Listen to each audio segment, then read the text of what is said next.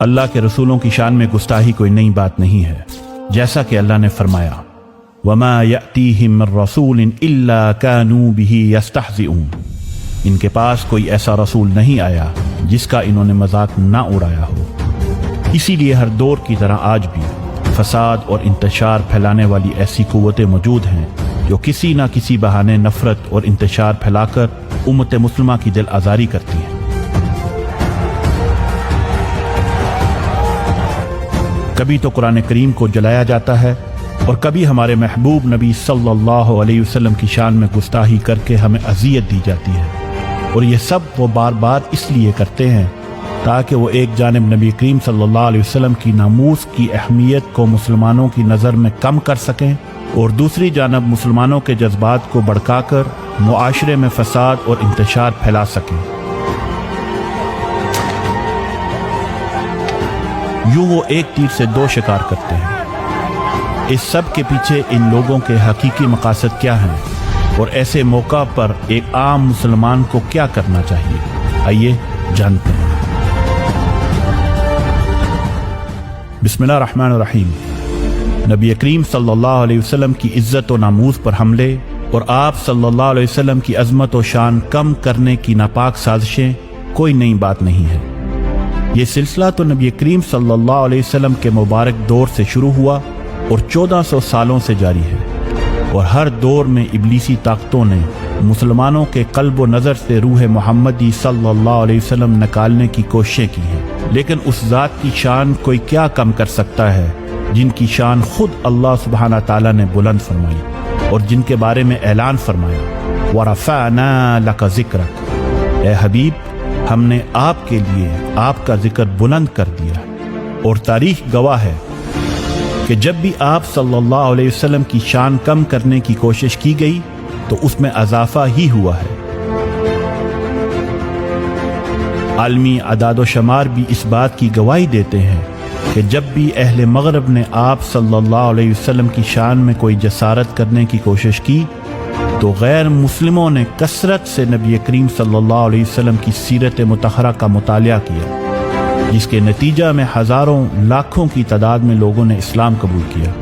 جبکہ دوسری جانب گستاخی کرنے والوں کی نسلیں تک مٹ گئیں، کیونکہ اللہ سبحانہ تعالیٰ نے اپنے حبیب صلی اللہ علیہ وسلم سے یہ وعدہ کیا ہے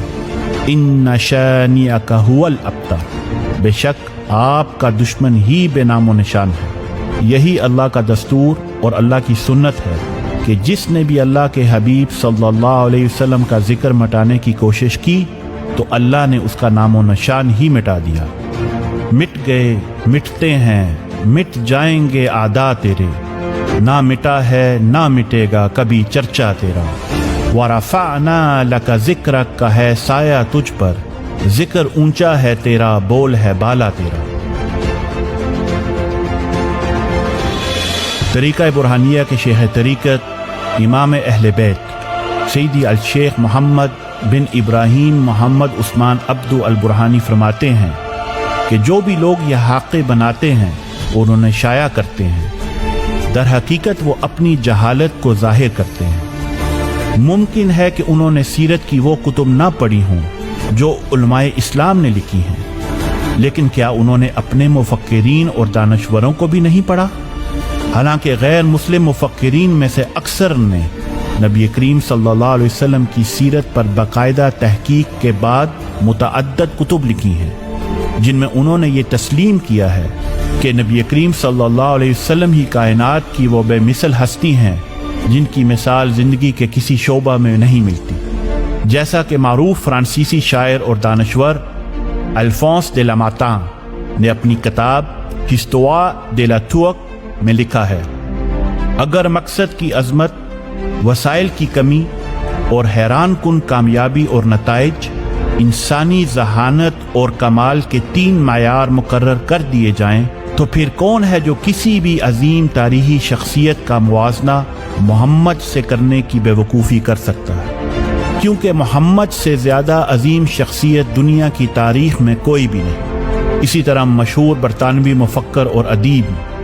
جارج برنارڈ شاء نے اپنی کتاب دی جینوئن اسلام میں لکھا ہے محمد تو انسانیت کے نجات دہندہ ہیں۔ اگر پوری دنیا کے مسائل بھی محمد کے پاس لائے جاتے تو وہ یقیناً انہیں حل کر کے امن اور خوشحالی لے آتے۔ اسی طرح ممتاز امریکی سائنسدان اور scholar doctor John William Draper نے اپنی کتاب history of the intellectual development of Europe میں لکھا ہے، عرب کے شہر مکہ میں ایک ایسا شخص پیدا ہوا جس نے نسل انسانی پر سب سے گہرے اثرات مرتب کیے۔ وہ شخص محمد ہیں، جنہوں نے ایسے ریاستی نظام کی بنیاد رکھی اور نسل انسانی کی ایسی رہنمائی کی، اگر کوئی پیغمبر خدا کہلانے کا حق رکھتا ہے تو بلا شبہ وہ محمد ہی ہیں۔ اسی طرح ایک ہندوستانی پروفیسر دیوان چند شرما نے اپنی کتاب پروفیٹس فرام دا ایسٹ میں لکھا ہے کہ محمد رحمت کی روح تھے، جنہوں نے انسانیت پر ایسے ناقابل فراموش اثرات مرتب کیے جو رہتی دنیا تک باقی رہیں گے۔ اسی طرح اور بھی بے شمار غیر مسلم مفکرین اور دانشوروں نے نبی کریم صلی اللہ علیہ وسلم کی شان میں کتابیں لکھی، جن میں R Bosworth Smith, Jules Barthelemy Saint Hilaire, Gustave Le Bon, Thomas Carlyle, Henry Thomas, Dana Lee Thomas, Michael H heart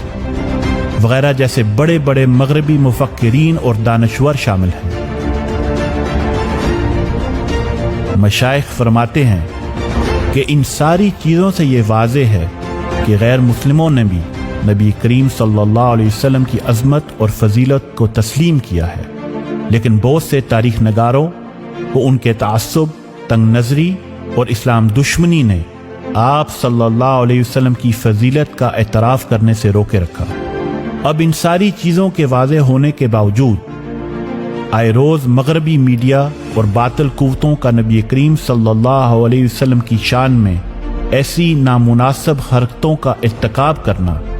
در حقیقت ان کی سوچی سمجھی منصوبہ بندی ہے، اور اس سازش کے پیچھے ان کا بنیادی مقصد یہ ہے کہ مسلمانوں کی نئی نسل کے دلوں سے نبی کریم صلی اللہ علیہ وسلم کی ذات کی اہمیت کو ختم کیا جائے، اور بار بار اس قسم کے نامناسب خاکے بنا کر ان کے ذہنوں میں یہ تصور ڈالا جائے کہ آپ صلی اللہ علیہ وسلم بھی ایک عام انسان ہیں، اور یہ لوگ خود ساختہ آزادی اظہار رائے کی آڑ میں اپنی ان گستاخیوں کا جواز پیش کرتے ہیں، اور وہ یہ اچھی طرح جانتے ہیں کہ جب امت مسلمہ کا اپنے نبی سے عقیدت و محبت کا رشتہ ختم ہو جائے گا اور ان کے دل ایمان سے خالی ہو جائیں گے تو ان کی آنے والی نسل فقط نام کی مسلمان رہ جائے گی، جیسا کہ اقبال نے فرمایا، یہ فاقہ کش جو موت سے ڈرتا نہیں ذرا، روح محمد اس کے بدن سے نکال دو۔ اور یہ لوگ مزید یہ چاہتے ہیں کہ مسلمانوں کے جذبات کو ابار کر ان میں انتشار پھیلایا جائے تاکہ مسلم ممالک میں فساد برپا ہو، جس کے نتیجہ میں مسلمان اپنے ہی ممالک میں توڑ پھوڑ اور جلاؤ گہراؤ سے اپنا نقصان کریں۔ اب سوال یہ ہے کہ ان حالات میں ہمارا رد عمل کیا ہونا چاہیے؟ ان تمام معاملات کا پائیدار حل یہی ہے کہ جب بھی کوئی اسلام کے شعار کی بے حرمتی کرے تو ہم اس کے مقابلے میں اپنے دین کا پرزور پرچار کریں۔ جب بھی وہ قرآن کریم کی بے حرمتی کریں تو ہم خود بھی علوم قرآن سیکھیں اور اپنی اولاد کو بھی سکھائیں، اور جب بھی وہ نبی کریم صلی اللہ علیہ وسلم کی شان میں گستاخی کریں تو ہم آپ صلی اللہ علیہ وسلم کے پیغام اور آپ کی سیرت کو مزید شدت کے ساتھ پوری دنیا میں پھیلائیں، اور خود کو اور اپنے بچوں کو نبی کریم صلی اللہ علیہ وسلم کی سیرت میں ڈھال کر آپ صلی اللہ علیہ وسلم کی تعلیمات کو عام کریں، تاکہ کائنات کا بچہ بچہ دین اسلام